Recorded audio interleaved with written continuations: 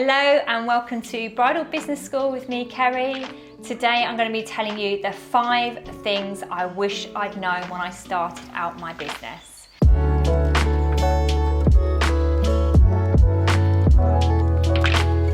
So stop comparing yourself to other makeup artists and other stylists. The amount of time I spent on looking at other people's pages, other people's websites, other people's social media, stop doing it now.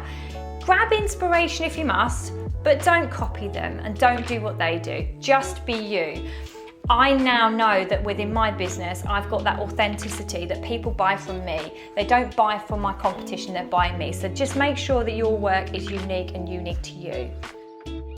Stop buying the same item over and over again that's packaged in a different way. The amount of times I've walked into department stores and seen a product and gone, that looks amazing. You know, that magpie in me thinks I'm gonna get that product.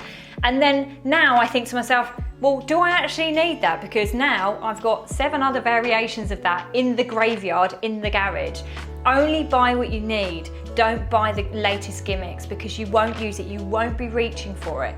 You'll do a wedding and you'll reach for everything that you know and love and know that works. And you won't want to take the risks on new products where you're not sure if they work so well. So if you must buy something that's not been brought out before, not the same version of something over and over again, because it will save you money. The next thing you need to do is decide on your niche.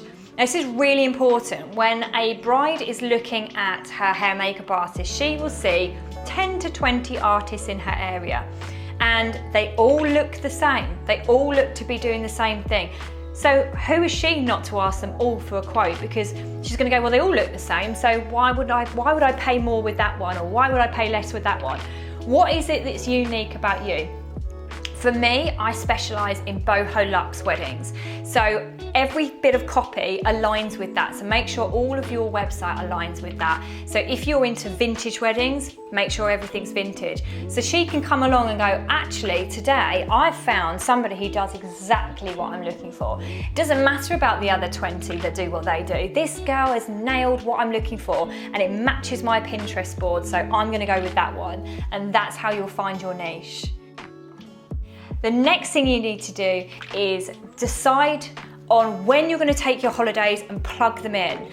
The amount of times that I've booked weddings on my wedding anniversary, on my birthday, on my son's birthday, I don't now do that. I spend 2 years in advance plugging it into my diary that those dates are out. They are not available.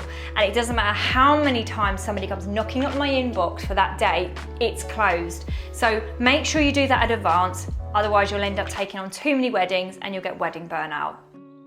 Just the last thing is make sure that you've got such a good website.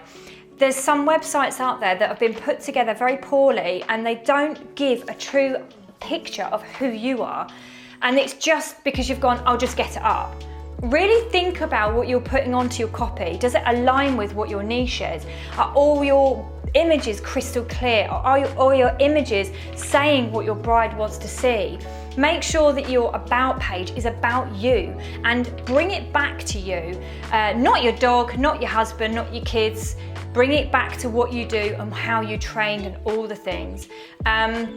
Make sure your gallery is really good because everything needs to be, again, what your bride wants to see. So just take some time and if you have to invest money and you've only got a small pot, your website is the one thing I would say would work out best for you.